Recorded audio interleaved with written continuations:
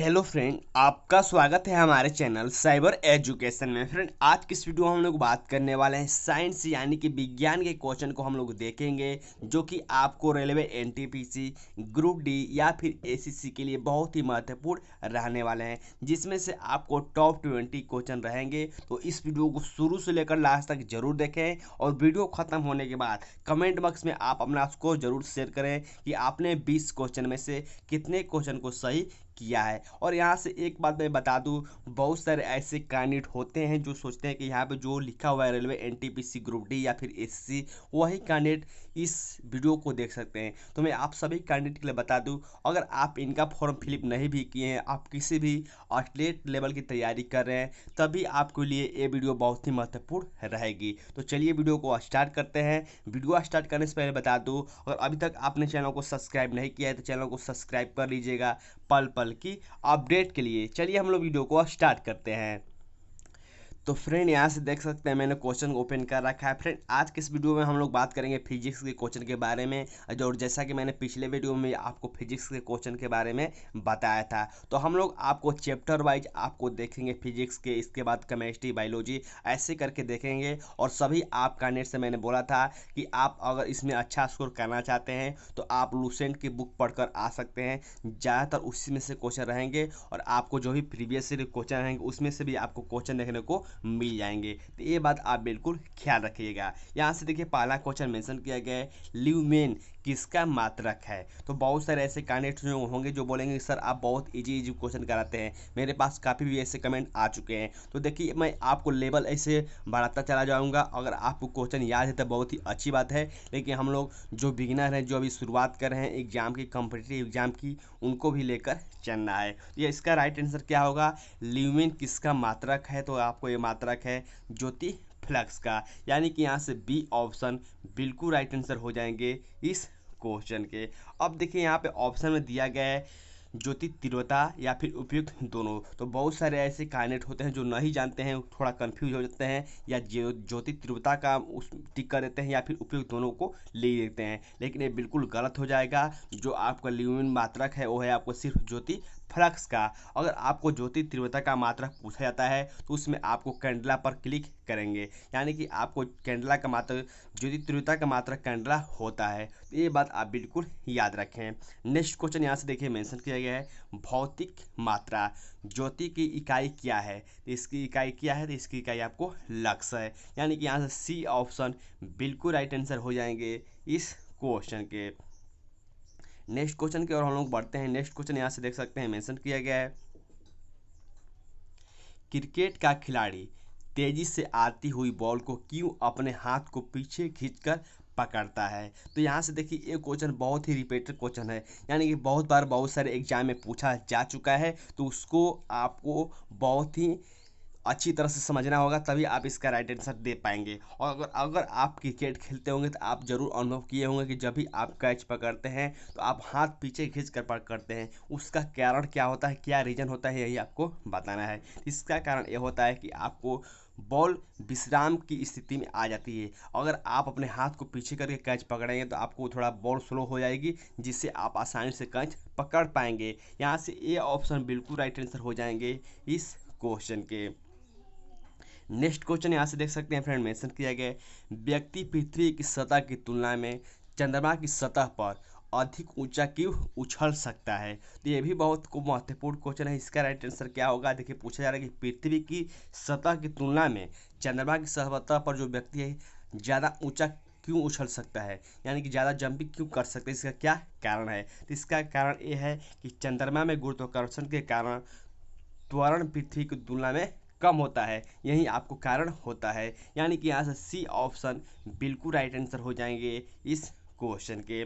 Next question यहाँ से देख सकते हैं मेंशन किया गया है, बर्फ पानी में तैरती है परंतु एल्कोहल डूब जाती है क्यों, इसका रीजन बताइए। जैसे कि आपको मालूम होगा कि बर्फ अगर आप पानी में डालते हैं तो तैरने लगेगी, लेकिन आपको अल्कोहल डाला जाता है तो वो क्या होता है, डूब जाता है। इसका कारण क्या होता है आपको ये बताना होगा, ठीक है। इसका कारण ये होगा कि आपको बर्फ़ पानी से हल्की होती है, यानी कि जो आपका बर्फ़ होता है वो पानी से हल्की होती है और अल्कोहल से भारी होता है। यही आपको कारण है कि आपको अल्कोहल डूब जाता है और बर्फ़ आपको पानी में तैरने लगता है। यानी कि यहाँ से डी ऑप्शन बिल्कुल राइट आंसर हो जाएंगे इस क्वेश्चन के।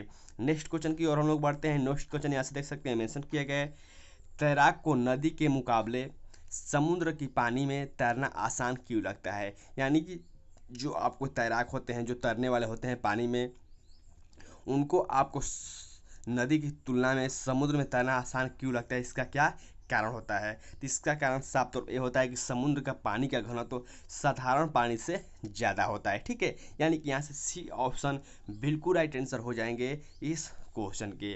फ्रेंड, जो मैंने आपको बताया कि आप लूसेंट की बुक पढ़कर आइए, अगर उसको आप पढ़कर आते हैं सब्जेक्टिव वाले या फिर ऑब्जेक्टिव वाले, तो ऐसे क्वेश्चन आपको हल करने में कोई भी दिक्कत नहीं आएगी। आप देखते ही बता देंगे कि इस क्वेश्चन का क्या राइट आंसर होगा। ठीक है, यहाँ हमें देखिए नेक्स्ट क्वेश्चन बहुत ही इंपॉर्टेंट है, बादल किस कारण से वायुमंडल में तैरते हैं। तो बादल जो होते हैं किस कारण से वायुमंडल में तैरते हैं, तो ये अपने निम्न घनत्व के कारण ये वायुमंडल में तैरते हैं। यानी कि जो बादल का निम्न घनत्व होता है, इसीलिए वहाँ पर वायुमंडल में ये बादल तैरते नजर आते हैं। यानी कि यहाँ से बी ऑप्शन बिल्कुल राइट आंसर हो जाएंगे इस क्वेश्चन के।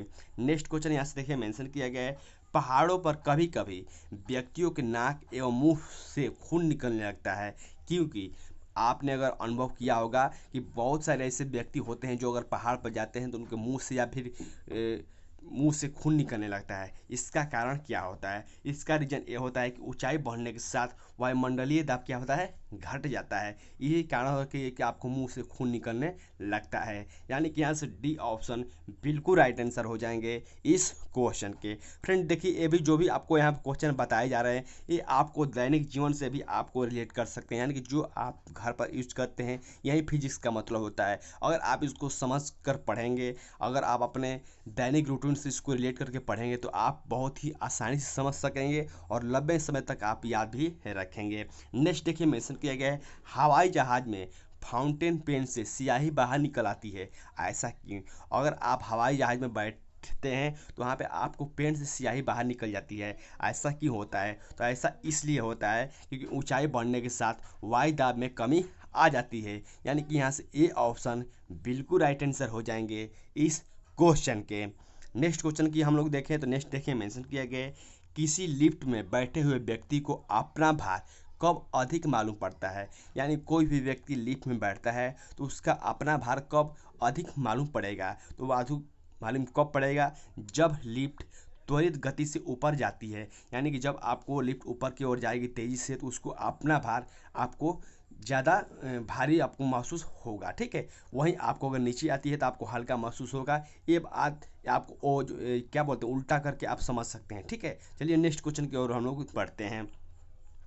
नेक्स्ट देखिए मेंशन किया गया है, पानी की एक गिलास में एक बर्फ का टुकड़ा तैर रहा है। जब बर्फ पिघलती है तो पानी का स्तर पर क्या प्रभाव पड़ेगा। यानी कि सबसे पहले आप इसको अपने घर पर भी ट्राई कर सकते हैं। इस क्वेश्चन को मैं आपको फिर से रिपीट कर देता हूँ। जैसे कि आपने एक गिलास का टुकड़ा लिया और उसमें आपने बर्फ़ का वहाँ पे डाल दिया, और बर्फ़ पिघलता है तो पानी का स्तर बढ़ेगा या फिर घटेगा या फिर उतना ही रहेगा या फिर बढ़ेगा या फिर कम हो जाएगा। यहाँ से देख सकते हैं ऑप्शन बताए गए हैं। तो इसका राइट आंसर होगा कि अगर आप किसी भी गिलास में पानी लेते हैं और उसमें बर्फ़ डाल भी देते हैं और बर्फ़ पिघल भी जाता है, तो जो उसका पानी का स्तर है उतना का उतना ही रहता है। यानी कि यहाँ से सी ऑप्शन बिल्कुल राइट आंसर हो जाएंगे इस क्वेश्चन के। नेक्स्ट देखिए मेंशन किया गया है, निम्नलिखित में से किसकी इकाई न्यूटन मीटर नहीं है। यहाँ से देखिए पूछा रहा है नहीं है, तो यहाँ पे देखिए गतिज ऊर्जा, कार्य और जूल, कार्य और ऊर्जा, इन सभी का मात्रक आपसे जिस पद्धति में देखेंगे तो न्यूटन मीटर होता है, लेकिन बल का नहीं होता है। यानी कि यहाँ से ए ऑप्शन बिल्कुल राइट आंसर हो जाएंगे इस क्वेश्चन के। नेक्स्ट देखिए मेंशन किया गया है, एक धावक लंबी छलांग लगाने से पहले कुछ दूरी तक दौड़ता है, क्योंकि। यानी कि यहाँ से आपको बताना है कि आपको एक धावक होता है जो आपकी बहुत ही लंबी छलांग लगाता है, उससे पहले वो दौड़ता है, वो किस कारण से दौड़ता है। तो किस कारण से दौड़ता है? तो आपको जब भी आप देख रहे होंगे कोई भी आपको लंबी कूद का धावक होता है तो आपको दौड़ने से पहले, छलांग लगाने से पहले कुछ दूर दौड़ता है, उसका कारण क्या है? तो उसका कारण साफ तौर पर ये होता है कि छलांग लगाते समय उसको शरीर की गति, जड़ता उसको ज़्यादा करने में मदद देती है। यानी कि अगर वो पहले दौड़ता है तो उसको आपको दौड़ने में, छलांग लगाने में बहुत ही मदद मिलती है। यानी कि यहाँ से सी ऑप्शन बिल्कुल राइट आंसर हो जाएंगे इस क्वेश्चन के। नेक्स्ट देखिए मेंशन किया गया है, भिन्न भिन्न द्रव्यमान के दो पत्थरों को एक भवन के शिखर के साथ एक साथ गिराया जाता है। तो यानी कि यहाँ से देखिए पूछा जा रहा है कि भिन्न भिन्न द्रव्यमान के दो पत्थर को एक भवन के शिखर के एक साथ गिराया जाता है। यानी कि दो आपने पत्थर ले लिया, ठीक है, मैं आपको समझा देता हूँ, एक छोटा या और एक बड़ा, और दोनों आपको अपने भवन यानी कि आप अपने छत पे से उसको गिराते हैं, तो कौन आपको पहले पहुँचेगा और कौन आपको बाद में पहुँचेगा, इसी के बारे में आप क्वेश्चन पूछा जा चुका है। और यहाँ में देखिए आपको ऑप्शन में देख सकते हैं, आपको बहुत सारे ऑप्शन देखने को मिल जाएंगे। तो इसका राइट आंसर ये हो जाएगा कि दोनों पत्थर आपको ज़मीन पर एक साथ पहुंचेंगे। अगर आप एक छोटे पत्थर और बड़े पत्थर को दोनों को अगर साथ में लेकर छत पर से गिराते हैं और दोनों सेम पोजीशन में यानी कि एक ही साथ गिराते हैं तो दोनों पत्थर आपको एक ही समय पर पहुंचेंगे। यानी कि यहाँ से सी ऑप्शन बिल्कुल राइट आंसर हो जाएंगे इस क्वेश्चन के। नेक्स्ट देखिए मेंशन किया गया है, कोणीय संवेग इसके बराबर होता है। यानी कि कोणीय संवेग किसके बराबर होता है ये आपको बताना होगा। तो कोणीय संवेग होता है जड़त्व आघूर्ण इंटू कोणीय वेग के बराबर। यानी कि यहाँ से ए ऑप्शन बिल्कुल राइट आंसर हो जाएंगे इस क्वेश्चन के। नेक्स्ट देखिए मेंशन किया गया है, परमाणु बलों के सिद्धांत की खोज किसने की थी? तो परमाणु बलों के सिद्धांत की खोज की थी आपको हेटकी हुआका के द्वारा। यानी कि यहाँ से बी ऑप्शन बिल्कुल राइट आंसर हो जाएंगे इस क्वेश्चन के। नेक्स्ट क्वेश्चन यहाँ से देख सकते हैं मेंशन किए गए, किसी वस्तु का संवेग निर्भर करता है। यानी किसी वस्तु का समय किस पर निर्भर करता है। यहाँ से आपको रिक्त स्थान खोले गए हैं, छोड़े गए हैं। और यहाँ पर देखिए मैं आपको बता दूँ, एक क्वेश्चन आपको आरआरबी 2018 में पूछा जा चुका है, तो ये बात आप बिल्कुल ध्यान रखेंगे। यहाँ से इसका राइट आंसर हो जाएगा वस्तु के द्रव्यमान और वेग दोनों पर आपको निर्भर करता है। नेक्स्ट क्वेश्चन यहाँ से देख सकते हैं मेंशन किया गया है, किसी पदार्थ का प्रति इकाई आयतन पर द्रव्यमान क्या कहलाता है? तो किसी पदार्थ का प्रति इकाई आयतन पर द्रव्यमान क्या कहलाता है? तो आपको घनत्व कहलाता है, डेंसिटी कहलाता है। यानी कि यहाँ से सी ऑप्शन बिल्कुल राइट आंसर हो जाएंगे इस क्वेश्चन के।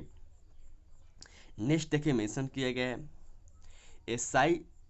एसआई इकाई वोल्ट। यानी कि यहाँ से देखिए रिक्त स्थान छोड़ा गया है। यहाँ पर देखिए मैंने इस क्वेश्चन को भी आपको आरआरबी ग्रुप डी 2018 के क्वेश्चन से लिया है। और यहाँ पर देखिए रिक्त स्थान छोड़ा गया और यहाँ पूछा जाएगा कि वोल्ट किसकी इकाई है?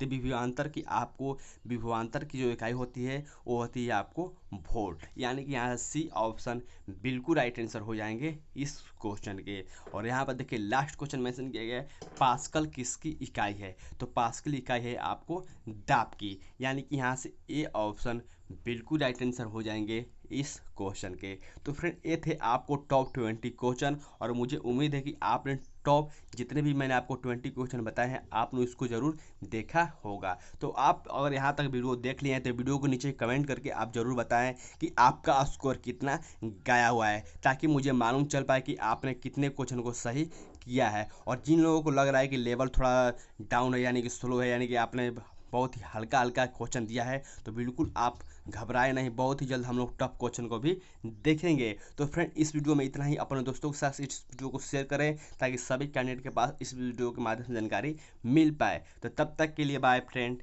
जय हिंद।